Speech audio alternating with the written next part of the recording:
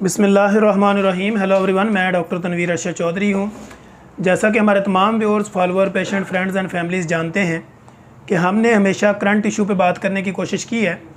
आजकल जो है वो बेसिकली ईद फेस्टिवल आ रहा है और ईद फेस्टिवल जो बीइंग अ मुस्लिम जो है वो हमारे यहाँ इस पे ईद कुर्बान भी इसको कहा जाता है।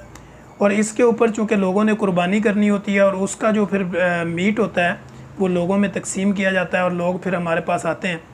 तो हमारे क्लिनिकल ट्रायल में जो पेशेंट आके हमसे ये सवाल करते हैं वो ये पूछते हैं कि डॉक्टर साहब मैं ब्लड प्रेशर की मरीज़ हूँ, या मैं हाई कोलेस्ट्रॉल का मरीज़ हूँ, या मुझे यूरिक एसिड है, या इसी तरह फैटी लिवर है, या क्रोनिक किडनी डिजीज़ है, या इस तरह जो है वो उनका मोटापा है, कॉन्स्टिपेशन है। तो ऐसी सूरत हाल में क्या हम जो है वो गोश्त का इस्तेमाल कर सकते हैं? अगर कर सकते हैं तो उसकी क्वांटिटी क्या होनी चाहिए और उसको जो है वो लेने का तरीक़ाकार क्या होना चाहिए? तो हमने फिर ये फ़ैसला किया कि हम आज अपने इसी वीलॉग के अंदर अपने व्यूअर्स को एजुकेट करने के लिए उनको ये बताएंगे कि हाई कोलेस्ट्रॉल वाला मरीज़, या फिर हाई ब्लड प्रेशर वाला मरीज़, या यूरिक एसिड वाला मरीज़, या फैटी लिवर वाला मरीज़,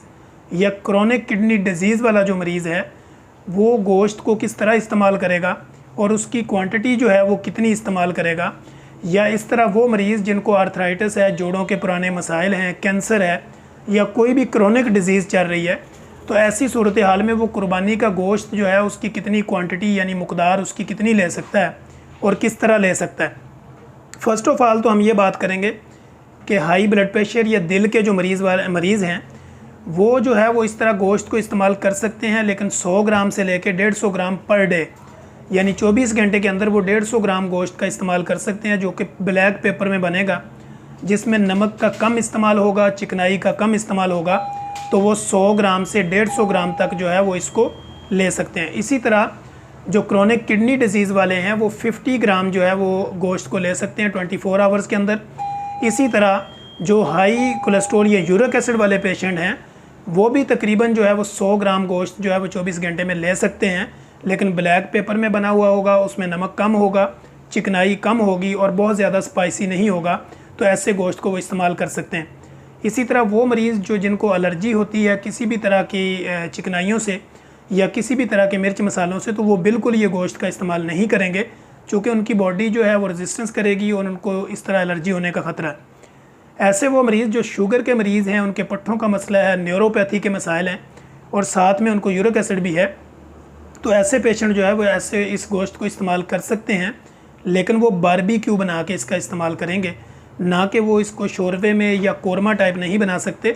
वो इसको बारबेक्यू की फॉर्म में लेंगे और वो इसकी क्वांटिटी जो है वो 200 ग्राम से 300 ग्राम तक 24 घंटे के अंदर इस्तेमाल कर सकते हैं। ऐसी सूरत हाल में उनके जो है वो पट्ठों का मसला है वो भी ठीक होगा और उनको जो एनर्जी उनकी बॉडी में चाहिए होगी वो भी प्रॉपर उनको मिल जाएगी और उनकी यूटिलाइजेशन भी बेहतर होगी और उनका इम्यून सिस्टम भी डेवलप होगा।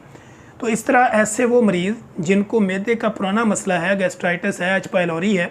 वो भी तकरीबन 100 ग्राम गोश्त जो है वो बारबेक्यू की फॉर्म में ले सकते हैं। लेकिन गोश्त के फ़ौरन बाद किसी भी तरह की कोल्ड ड्रिंक का इस्तेमाल, वो किसी भी फॉर्म में हो, चाय हो या ग्रीन टी हो या कोई भी कोल्ड ड्रिंक हो, वो आप यूज़ बिल्कुल नहीं कर सकते, क्योंकि उसमें सोडियम साइट्रेट होता है। सोडियम साइट्रेट जो है वो गोश्त के अंदर आयरन और कैल्शियम की जो मकदार होती है उसको ज़ाया कर देता है, और जिस पर्पज़ के लिए आपने गोश्त को लिया होता है वो आपकी बॉडी में वो मकसद हासिल नहीं होता और जस्ट फिर आपकी बॉडी में टेस्ट रह जाता है, लेकिन गोश्त का जो फ़ायदा आप लेना चाह रहे होते हैं वो आपको प्रॉपर नहीं मिलता।